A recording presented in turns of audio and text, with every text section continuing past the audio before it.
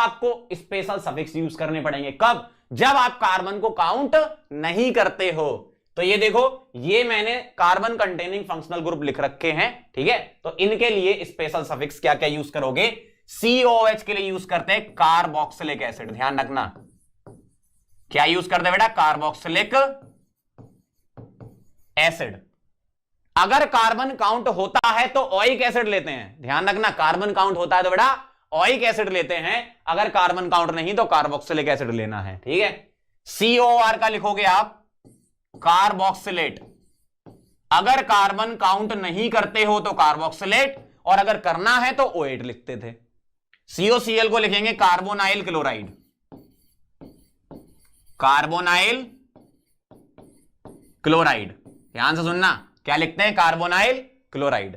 अगर इसको काउंट करते थे तो ऑयल क्लोराइड लिखते थे। CONH2 को लिखेंगे कार्बोक्सामाइड। क्या लिखेंगे? कार्बोक्सामाइड। अगर इसको काउंट करते थे तो अमाइड लिखते थे, नहीं करेंगे तो कार्बोक्सामाइड। CN को लिखेंगे बेटा कार्बोनाइट्राइल। क्या? कार्बोनाइट्राइल।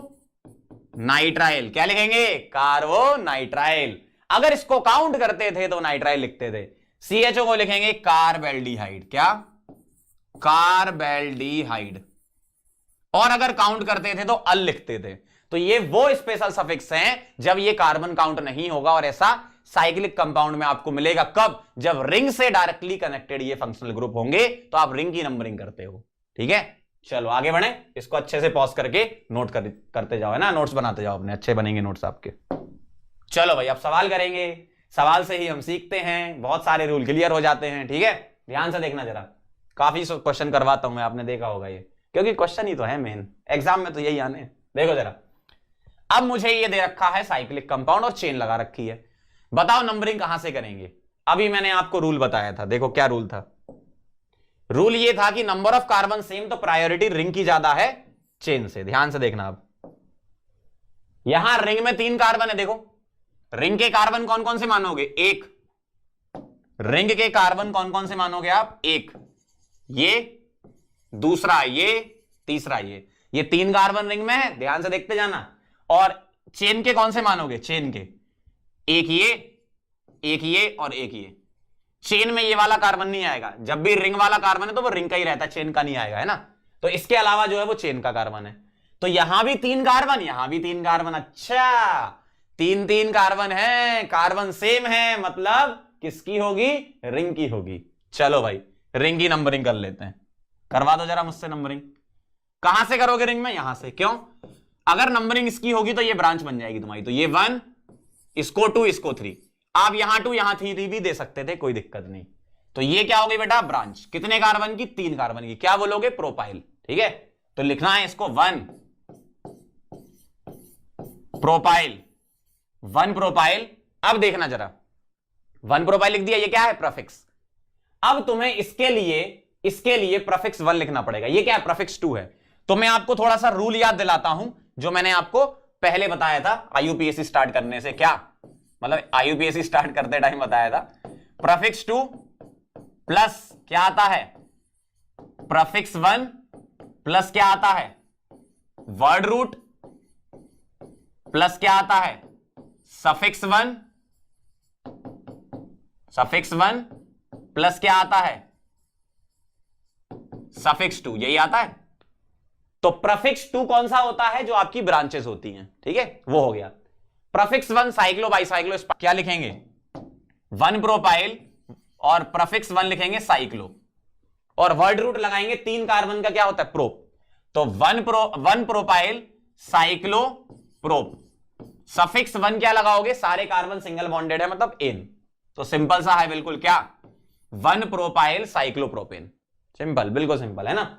इधर आ जाओ जरा, अब ध्यान से देखना, बहुत ध्यान से। पहले आप क्वेश्चन देख लो। क्वेश्चन में क्या कह रहे हैं? डबल बॉन्ड लगा है और इधर रिंग है, ठीक है, डबल बॉन्ड लगा है और रिंग है। अब मैं आपको रूल याद दिलाता हूं। मल्टीपल बॉन्ड की प्रायोरिटी ज्यादा होती है, मतलब मल्टीपल बॉन्ड की प्रायोरिटी ज्यादा है। तो मतलब क्या है इसका? नंबरिंग आपकी कहां से होगी? मल्टीपल बॉन्ड से। तो ये 1, ये 2 और ये 3। तो बेटा अब ये तुम्हारी ब्रांच बन गई, अब ये तुम्हारी ब्रांच बन गई। और 3 कार्बन की ब्रांच को क्या बोलोगे? 1 पर बोलोगे आप क्या, साइक्लो प्रोपाइल। रिंग में है ना ये 3 कार्बन, रिंग में 3 कार्बन है तो साइक्लो प्रोपाइल, ठीक है। और 3 कार्बन का वर्ड रूट क्या होता है, प्रोप, और डबल बॉन्ड किस पे लगा है, 1 पे, तो 1 इन, ऐसे लिखोगे। समझते जाओ बात को, एक एक एग्जांपल में मजा आएगा, ठीक। अगला देखो जरा, ध्यान से देखना, कार्बन कंटेनिंग फंक्शनल ग्रुप। देखो जरा, carbon containing functional group ring से डायरेक्टली कनेक्टेड है, तो किसकी नंबरिंग करोगे, रिंग की नंबरिंग करोगे, ठीक है। किसकी नंबरिंग करोगे बेटा, रिंग की नंबरिंग करोगे। तो ये आएगा बेटा 1, ये आएगा 2, ये आएगा 3। 2 पर क्या लगा है, 3 कार्बन की ब्रांच, तो क्या लिखोगे 2 पर, 2 पर लिखोगे प्रोपाइल, 3 कार्बन की ब्रांच है ना, ये आएगा प्रोपाइल, ठीक है। अब 3 कार्बन का प्रफिक्स 1 के साथ वर्ड रूट लिख दिया करो, मतलब साइक्लो प्रोपेन, साइक्लो प्रोपेन। अब यहां पर जनता द्वारा की जाने वाली सबसे बड़ी गलती, 1 ओइक एसिड लिखने लगते हैं। अरे भाई क्यों, COH का कार्बन काउंट किया क्या, नहीं किया, COH का कार्बन काउंट किया ही नहीं किया, तो क्या लिखोगे, स्पेशल सफिक्स, तो क्या लिखोगे, कार्बोक्सिलिक एसिड। तो 1 पर क्या आएगा, कार्बोक्सिलिक एसिड, क्या लिखोगे, कार्बोक्सिलिक एसिड। और ये ई को ड्रॉप करेंगे क्या, नहीं करेंगे बेटा, क्यों, क्योंकि यहां सी है, क्या है, सी है ना, तो इसलिए ये ई ड्रॉप नहीं होगा। समझ गए कहानी इसकी, हाँ। चलो भाई नोट करते जाओ, फटाफट से आगे बढ़ रहे हैं। अगला सवाल देखो जरा, रिंग और कार्बन कंटेनिंग फंक्शनल ग्रुप के बीच में कार्बन आ गया, तो अब तुम नंबरिंग किसकी करोगे, इसकी करोगे। तो ये 1 आएगा, ये 2 आएगा, ये तुम्हारी ब्रांच हो गई, क्या बोलोगे, 2 साइक्लोप्रोपाइल, क्या बोलोगे, 2 साइक्लोप्रोपाइल, क्या बोलोगे, 2 साइक्लोप्रोपाइल। 2 कार्बन क्या लिखना है, इथेन, इथेन। अब लिखोगे तुम क्या, 1 ओइक एसिड, दोनों में डिफरेंस समझे। पिछले में कार्बोक्सिलिक एसिड क्यों लिखा था, क्योंकि ये कार्बन काउंट नहीं हुआ था। अब आपने इसको ओइक एसिड क्यों लिखा, क्योंकि कार्बन को आपने काउंट कर लिया मेन चेन में।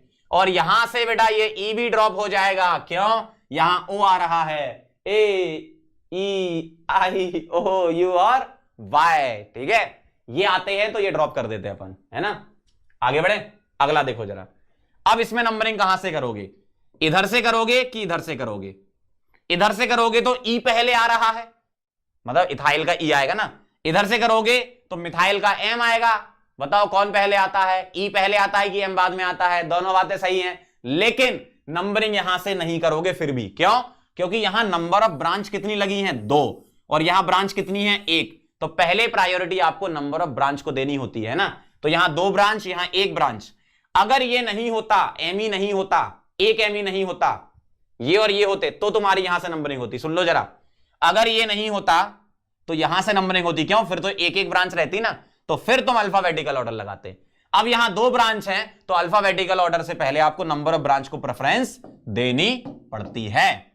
तो नंबर ऑफ ब्रांच 2 हैं, तो ये 1, ये 2, ये 3, ये 4,